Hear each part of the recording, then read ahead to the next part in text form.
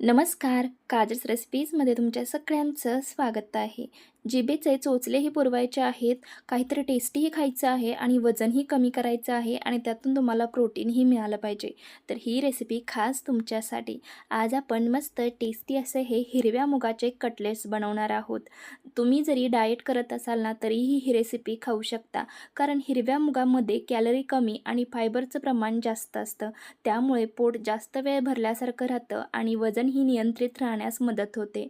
हिरवे मूग protein, fibre, vitamin आणि मिनरलचा खूप चांगला असा स्रोत आहे. चला तर मग वेळ न घालवता आपल्या या छानशा रेसिपीला सुरुवात करूयात. इथे मी 1 वाटी हिरवे मूग रात्रीच पाण्यामध्ये भिजत घातले होते. मूग स्वच्छ धुवून घ्यायचे आहेत आणि नंतरच आपल्याला पाण्यामध्ये भिजत घालायचे आहेत. याच्यामधलं पाणी काढून टाकलेलं आहे. हे मूग आता आपल्याला मिक्सरला लावून बारीक असे वाटून घ्यायचे आहेत. यासाठी या मिक्सरच्या भांड्यामध्ये इथे मी आता मूग काढून घेत आहे. मिक्सरच्या भांड्यामध्ये इथे मी मूग काढून घेतलेला आहे. याच्यामध्ये घालणार आहोत एक मीडियम साईजचा थोडासा मोठा चिरून घेतलेला कांदा, त्यासोबत एक हिरवी मिरची, अर्धा आल्याचा तुकडा आणि 2 ते 3 लसणाच्या पाकळ्या. त्यासोबत आपल्याला 2 ते 3 चमचे पोहे घालायचे आहेत. जे आपण पोहे बनवण्यासाठी पोहे घेतो ना तेच पोहे इथे मी घेतलेले आहेत आणि याच्यामध्ये पाणी न घालता आपल्याला हे मिक्सर लावून बारीक असे वाटून घ्यायचं आहे. हे आता मिक्सरला लावून बारीक वाटून घेऊयात. इथे मी हे मिक्सर लावून बारीक असं वाटून घेतलेलं आहे. याच्यामध्ये घालणार आहोत आता आपण चवीनुसार मीठ, त्यासोबत एक छोटा चमचा लाल तिखट घालत आहे. तिखट तुम्ही तुमच्या आवडीनुसार कमी जास्ती करू शकता. एक छोटा चमचा चाट मसाला घालत आहे. त्यासोबत घालत आहे ते मी अर्धा चमचा हळद आणि 2 चमचे तांदळाचं पीठ घालत आहे. तांदळाच्या पिठाऐवजी तुम्ही इथे बेसन पीठसुद्धा वापरू शकता. थोडीशी बारीक चिरलेली कोथिंबीर घालत आहे आणि आपल्याला हे व्यवस्थित असं मिक्स करून घ्यायचं आहे. इथे जर हे मिश्रण तुम्हाला जास्तच पातळ वाटत असेल ना तर एखादा दुसरा चमचा तांदळाचं पीठ अजून तुम्ही याच्यामध्ये घालू शकता. पण आधी एकदा व्यवस्थित सगळं मिक्स करा आणि गरज वाटली तरच तांदळाचं पीठ ॲड करा. हे मिश्रण आपल्याला जास्तही पातळ नको, जास्तही घट्ट नको.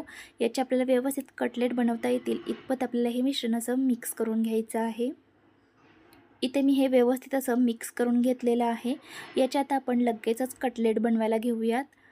मिश्रणाचा एक छोटासा गोळा काढून घेत आहे आणि हातामध्ये आपल्याला तो गोल करून दोन्ही हातामध्ये प्रेस करून चपटा करून गोलाकारामध्ये आपल्याला हे कटलेट बनवून घ्यायचे आहेत.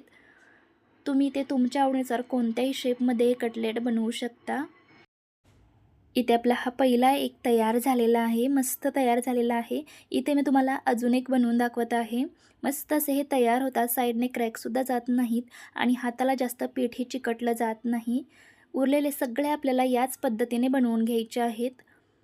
इथे मी सगळे कटलेट बनवून घेतलेले आहेत. आता आपण हे शॅलो फ्राय करून घेऊयात. यासाठी गॅसवरती तवा ठेवलेला आहे आणि तव्यामध्ये अगदी थोडंसं आपल्याला तेल घालून घ्यायचं आहे आणि याच्यावरती हे कटलेट ठेवून आपल्याला छान असे सोनेरी रंगावरती फ्राय करून घ्यायचे आहेत.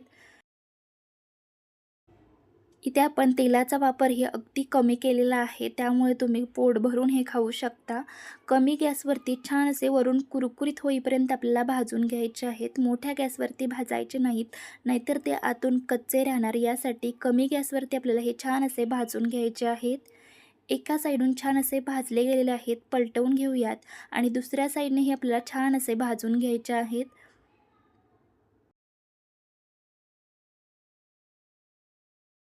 हे फ्राय करण्यासाठी इथे मी खूप कमी तेल वापरलेलं आहे. तुम्हाला जर हवं असेल ना तर तुम्ही तेलाचं प्रमाण थोडंसं वाढवू शकता. छान असं आता आलटून पालटून व्यवस्थित आपण हे फ्राय करून घेऊयात. छान आतपर्यंत ते शिजले गेले पाहिजेत. कमी गॅसवरती भाजून घ्यायचे आहेत, म्हणजे छान ते आतपर्यंत भाजले जातात, कच्चे राहिले जात नाहीत. मोठ्या गॅसवरती भाजायचे नाहीत. इथे मी दोन्ही साईडनं छान असे हे फ्राय करून घेतलेलं आहे. काढून घेऊयात आणि उरलेले पण आपल्याला याच पद्धतीने फ्राय करून घ्यायचे आहेत. यासोबत खाण्यासाठी आपण एक चटणीही बनवणार आहोत. ती चटणी बनवून घेऊयात. याच तव्यामध्ये आपल्याला थोडंसं तेल घालून घ्यायचं आहे आणि टोमॅटो भाजून घ्यायचा आहे. यासाठी इथे मी 2 मीडियम साईजचे टोमॅटो अशा पद्धतीने चिरून घेतलेले आहेत. टोमॅटोसोबत आपल्याला लसणाच्या 2 कळ्या घालायच्या आहेत, एक हिरवी मिरची आणि एक मीडियम साईजचा कांदा घालायचा आहे. कांद्याच्या अशा 2 फोडी करून घेतलेल्या आहेत आणि हे छान असं आपल्याला भाजून घ्यायचं आहे. थोडंसं मीठ घालायचं आहे वरून आणि याच्यावरती झाकण ठेवून हे आपल्याला छान असं भाजून घ्यायचं आहे। तुम्हाला हवं असेल ना तर हे डायरेक्ट तुम्ही गॅसवर सुद्धा भाजून घेऊ शकता। एक साईडून थोडंसं भाजल्यानंतर आपल्याला झाकण काढायचं आहे आणि दुसऱ्या साईडने हे आपल्याला हे छान असं भाजून घ्यायचं आहे। इथे मी आता हे पलटवून घेते आणि दुसऱ्या साईडने आपण हे छान असं टोमॅटो, कांदा, मिरची, लसूण व्यवस्थित असं भाजून घेऊयात। इथे मी हे दोन्ही साईडनं व्यवस्थित असं भाजून घेतलेलं आहे। गॅस बंद करून हे थंड करून घेतलेलं आहे। आता पूर्णपणे थंड झाल्यानंतरच आपल्याला हे मिक्सर लावून बारीक असं वाटून घ्यायचं आहे। मिक्सरच्या भांड्यामध्ये हे काढून घेऊयात आणि पाणी न घालता आपल्याला हे मिक्सरला बारीक असं वाटून घ्यायचं आहे आणि आपली चटणी तयार आहे।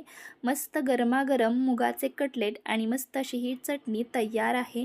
एकदम मस्त रेसिपी आहे, एकदा जरूर करून पहा। रेसिपी कशी वाटली हे कमेंटद्वारे नक्की कळवा। रेसिपी थोडी जरी आवडली असेल ना तर रेसिपीसाठी एक लाईक नक्की करा आणि सगळ्यांसोबत ही रेसिपी जरूर शेअर करा।